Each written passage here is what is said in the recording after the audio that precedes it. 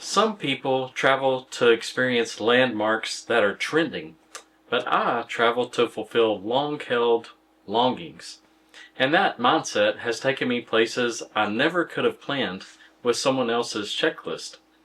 Recently, a coworker and close friend asked me about my experience I had in Southeast Asia. She had not had many chances to travel yet, but she wants to, and her question was really simple. How do you plan trips like that? The night market in Chiang Mai, and we just got some naan bread from an Indian food restaurant, and we're right in front of the scorpions. Dad will be eating one of those before the 9 days in Chiang Mai is up. I'm not sure who told you that, but it's not true.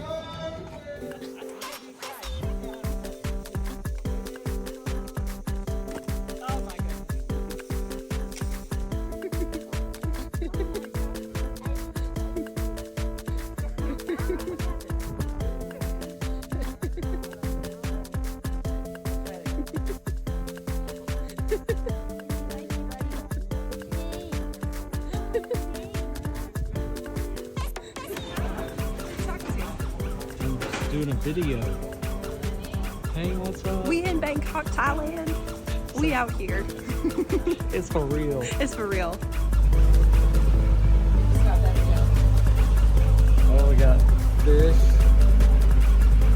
We out here. Anyway, enjoying our time. We've been on the water for 4 hours. I'm here at the Mekong River in Lao Prabang, Laos. About to get myself some supper. Have the resources to clear them. Pretty large bomb craters over there.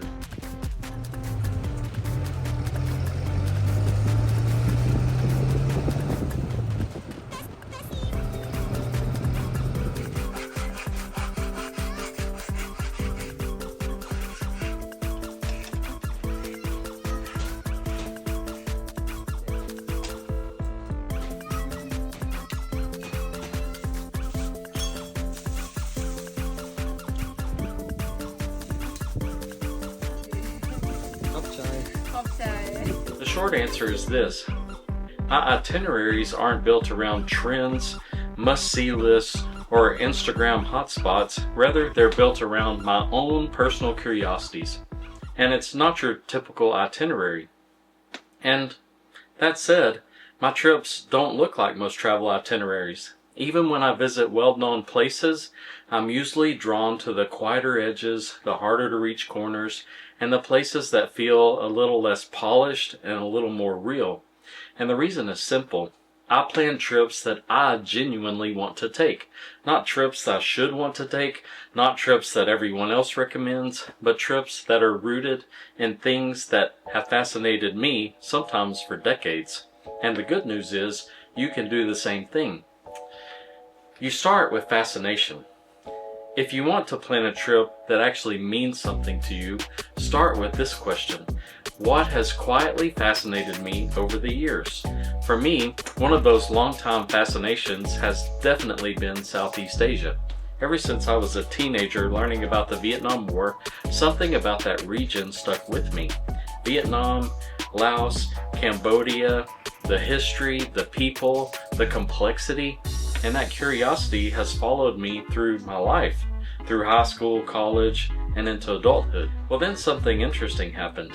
My daughter, who was serving as a medic in the U.S. Army at the time, told me she had an opportunity to travel to Thailand for an in-person interview with a Thai-based NGO. That moment felt like two important roads were merging into one. One was the long-held curiosity, and that was merging with the meaningful opportunity. And it was with someone I loved. And that's often how the best trips begin. They're not fully formed, they're not perfectly planned, but they are sparked by something or a couple of things that already matter to you. And of course, the itinerary grows after that. Once Thailand entered the picture, a question naturally followed, well, if I'm already in Southeast Asia, could I add another country? because I'm so fascinated with that region. And that question led me to Laos. And just like that, a meaningful itinerary was born. Not from a spreadsheet, not from a travel vlogger's must-see list, but from curiosity layered on top of connection. Planning trips this way does not guarantee perfection. In fact, things will go wrong. They always do on my trips. But when your trip is tied to something that already fascinates you, even the challenges tend to deepen the experience rather than ruin it. Conversations also have a way of sparking ideas about travel. While we were in Thailand, my daughter and I shared some of our downtime talking about future travel dreams. She remembered that I had mentioned Mongolia many times before, and she even suggested that we go together someday. Well, that single conversation planted another seed. I've loved traveling with each of my kids, and moments like that remind me how powerful shared curiosity can be, and it doesn't stop there. Not all of my itineraries come from lifelong interests. Some emerge unexpectedly. One example of that is there was one time my wife and I recently were talking about another dream trip of mine, and it's exploring ancient church sites in Greece and Turkey.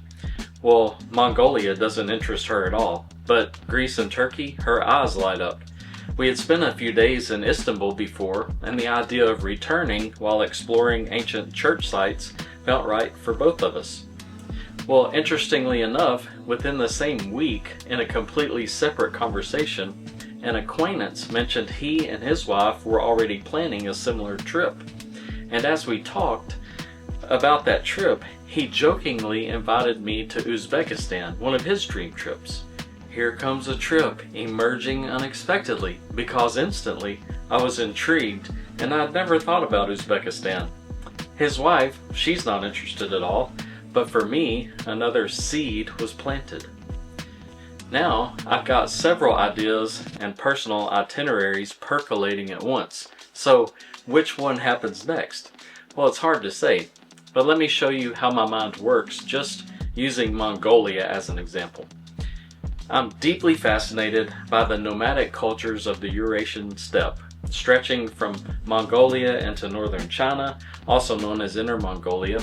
This region is layered with history, empires rising, armies moving, borders forming. The Great Wall of China exists because of these nomadic tribes expanding empires and peoples living on the precipice of conflict.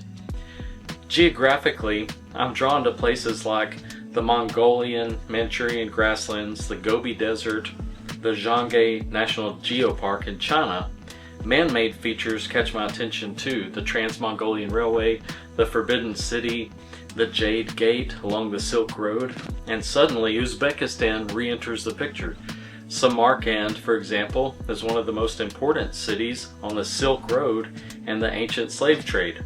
It all starts to feel connected in my mind, and that's how my itineraries grow. Sometimes they grow beyond my capabilities, and I have to pull them back. And the growth isn't linear, it's not neat, but it's organic. Here's the real travel hack. Here's what it all comes down to. The best travel advice I can give you is build your trips around your fascinations, especially the ones you've carried the longest. Talk about them, share them with other people, and let conversations shape them. Even if you've never thought of yourself as a traveler, you may be surprised how quickly curiosity takes hold once you give it space. Just a final thought. I would not turn down a trip to Greece, Turkey, or Uzbekistan, but if I had my choice, Mongolia would be my next big trip. Not for content, not for anyone else, but because it actually means something to me. And that's how I encourage you to plan your trips too. Don't go somewhere just because someone else said it's amazing, and don't avoid a place just because it isn't trending.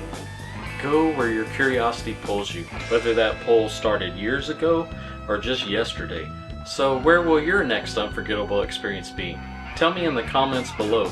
And if you want to hear the story of how I contracted what I call late onset wanderlust, check out this video here. For a product that I've created that will help you tell your travel stories, click the link in the description below to my website and get your travel chips today. If you enjoyed this video, hit like, be sure to subscribe, and I'll see you in the next adventure. And as usual, all of this begs the question, where will I go next? And what about you? Go plan your next trip and experience the world.